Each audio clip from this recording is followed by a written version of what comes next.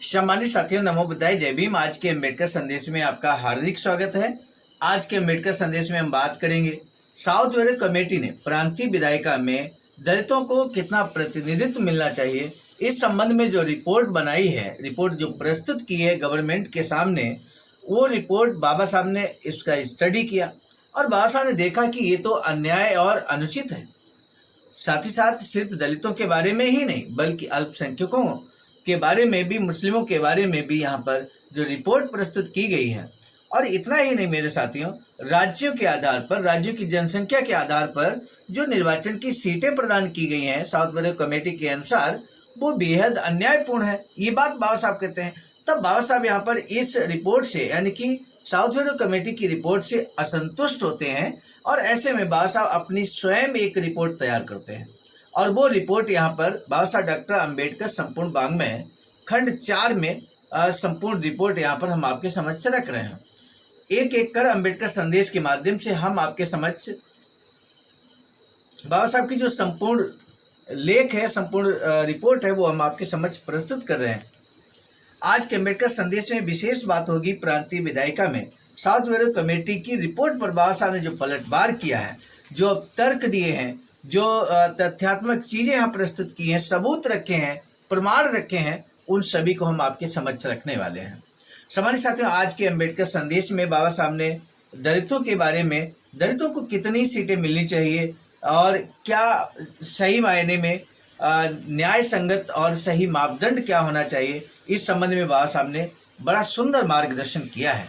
आप अगर वास्तव में सच्चे अम्बेडकरवादी हैं तो आज के अम्बेडकर संदेश को मिस नहीं करेंगे, अंत तक जरूर वाच करेंगे। BBAIC सारनाथ वाराणसी, राज्य उत्तर प्रदेश, देश भारत के सौजन्य से आज का अम्बेडकर संदेश अब हम आपकी सेवा में शुरू करते हैं। बादशाह लिखते हैं, सीटों का भौगोलिक बंटवारा के बारे में बादशाह कहते हैं कि मेरे साथियों से मेरा मतभेद केवल विभिन्न अल्पसंख्यकों के लिए सीटों के आवंटन के सवाल तक सीमित नहीं है, बल्कि बादशाह कहते हैं ये विभिन्न निर्वाचन क्षेत्रों के लिए सीटों के बंटवारे के सवाल के बारे में भी है। वर्तमान परिषद में एक अप्रिय उजागर तथ्य यह है कि कुछ भागों को अधिक प्रतिनिधित्व मिला है, कुछ को कम मिला है। दोष कितना बड़ा है ये निम्नलिखित आंकड़ों से प्रकट हो जाएगा। महाराष्ट्र की जनसंख्या, महाराष्ट्र का जो क्षेत्रफल है वो 47,854 वर्ग मील है मेरे साथियों, और जनसंख्या यहाँ पर 85,36,217 है और लगान की मांग यहाँ पर 2,18,18,155 रुपये की जाती है और सीटें मात्र मिली है महाराष्ट्र को 25, जबकि गुजरात को यहाँ पर 16 सीटें मिली हैं और उसका क्षेत्रफल मात्र 10,118 है और 29,58,000 जनसंख्या है। तो ऐसे में बादशाह ये कंपेयर करते हुए आंकड़ों को कहते हैं। इसी तरह से कर्नाटक का भी 10,000 करीब वर्ग मील क्षेत्रफल है और सीटें उसको मिलती हैं 8। तो इस आधार पर भौगोलिक बंटवारे की बात हो रही है, सीटों का जो भौगोलिक बंटवारा है उसी संबंध में बाबा साहब यहाँ पर स्पष्ट करते हैं। ये आंकड़ा रखते हुए, ये प्रमाण रखते हुए अब बाबा साहब इसका विश्लेषण करते हैं। कहते हैं उपरोक्त तालिका से स्पष्ट हो जाता है कि असमानताएं कितनी उजागर है। जनसंख्या को आधार माना जाए तो महाराष्ट्र और कर्नाटक का प्रतिनिधित्व बहुत कम है। यदि गुजरात के प्रतिनिधित्व को एक मानक के रूप में लिया जाए तो महाराष्ट्र को 48, कर्नाटक को 17 सीटें मिलनी चाहिए, जबकि महाराष्ट्र को यहाँ 25 सीटें मिली हैं, कर्नाटक को मात्र 8 सीटें मिली हैं। यदि लगान को भी बंटवारे का आधार माना जाए तो महाराष्ट्र और कर्नाटक के साथ नितांत अन्यायपूर्ण बर्ताव हुआ है। उस आधार पर भी महाराष्ट्र को 32 और कर्नाटक को 15 सीटें मिलनी चाहिए। ये मांग पूरी भावनात्मक मांग या सुनिश्चित निर्वाचकीय प्रतिसाम्य की मांग नहीं है।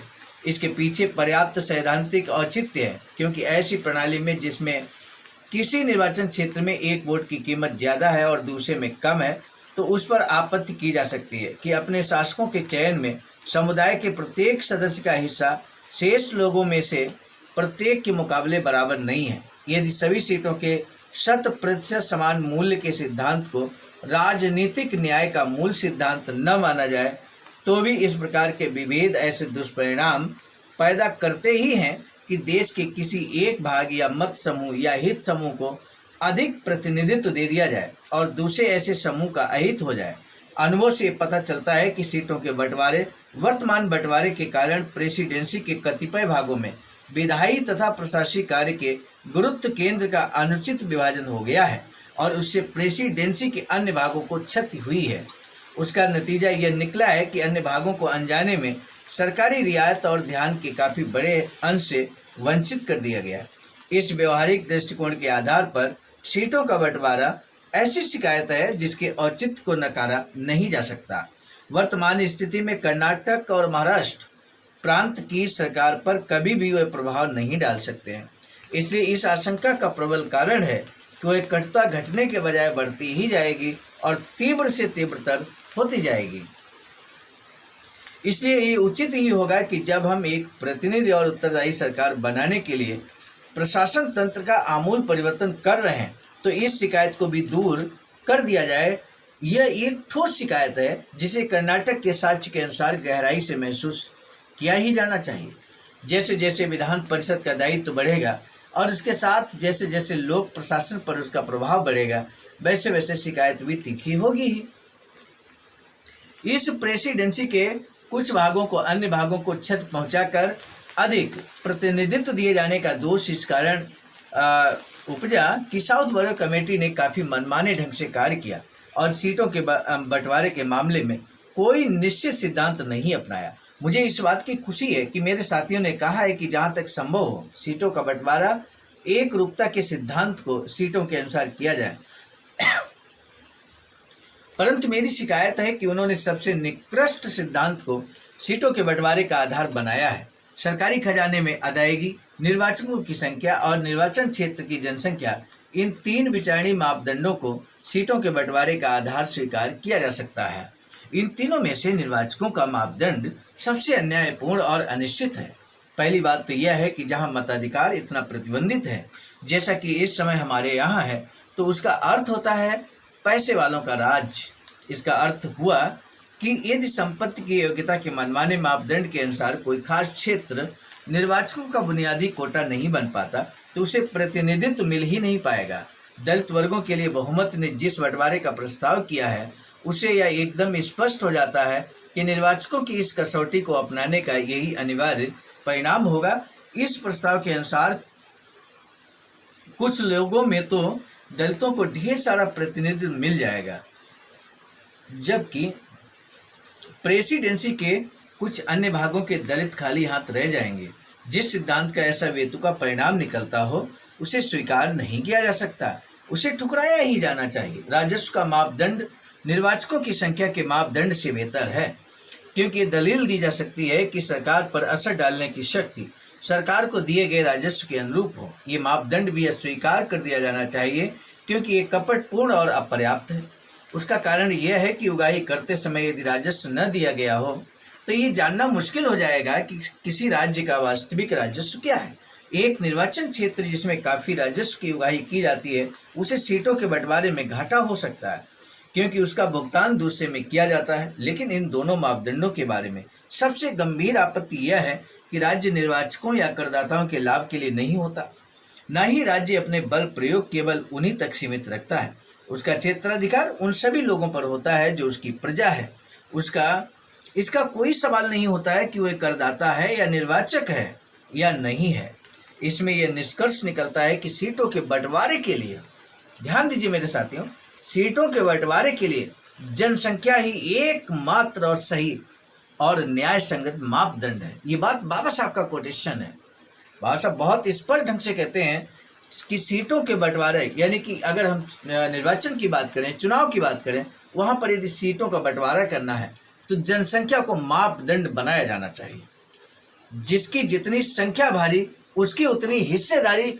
इस नारे को मान्यवर कांशीराम साहब ने बड़े जोर ढंग से लगाया और यही बात बाबा साहब यहाँ पर कह रहे हैं कि जिसकी जितनी परसेंट जनसंख्या है उतने परसेंट में ही उसको सीटें मिलनी चाहिए। ये सबसे न्याय संगत और सही मापदंड है, पैमाना है।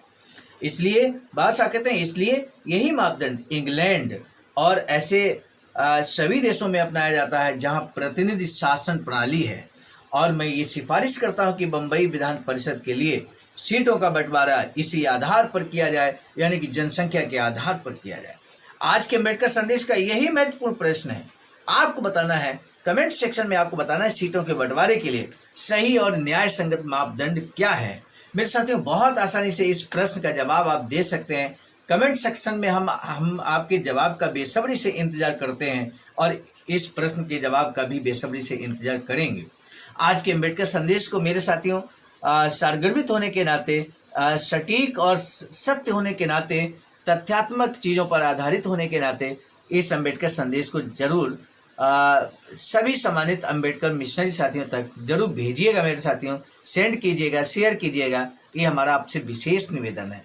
आज के अम्बेडकर संदेश को हम यही रोकना चाहेंगे। मिलेंगे नए अम्बेडकर संदेश में। आप सभी को सादर नमो बुद्धाय, जय भीम। समझते हैं बाबा साहब की अधूरी इच्छा के अनुरूप एक वैचारिकी सेंटर निर्माणाधीन है सारनाथ वाराणसी में, जहां पर 14,000 स्क्वायर फीट जमीन परचेज कर ली गई है ring road green city Faridpur Sarnath में। वैचारिकी सेंटर के प्रशासनिक ब्लॉक का निर्माण कार्य कंप्लीट हो चुका है। शानदार बेहतरीन प्रशासनिक ब्लॉक का निर्माण पूर्ण हो चुका है।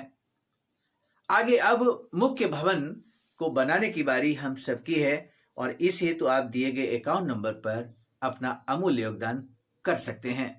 आज का अम्बेडकर संदेश हम लेकर उपस्थित हुए थे मिशन नायक बुद्ध मित्र मुसाफिर सर, राष्ट्रीय अध्यक्ष आवाज का नई दिल्ली की प्रेरणा प्रस्तुत करता मैं स्वयं सर्वजित आर्य, राष्ट्रीय मीडिया प्रभारी, IIT सेल आवाज का नई दिल्ली। मिलेंगे नए डॉक्टर अम्बेडकर संदेश में, तब तक दीजिए इजाजत। आप सभी को सादर नमो बुद्धाय, जय। सम्मानित साथियों, यदि आप हमारे इस चैनल आवाज का ऑफिशियल, जिस पर नियमित सुबह 5 बजे डॉक्टर अम्बेडकर संदेश आपको मिलता है, आप हमारे इस चैनल को सपोर्ट करना चाहते हैं तो हमारा आपसे निवेदन है कि आप हमारे इस चैनल को सब्सक्राइब कर लें, वीडियो को शेयर, लाइक, कमेंट जरूर करें।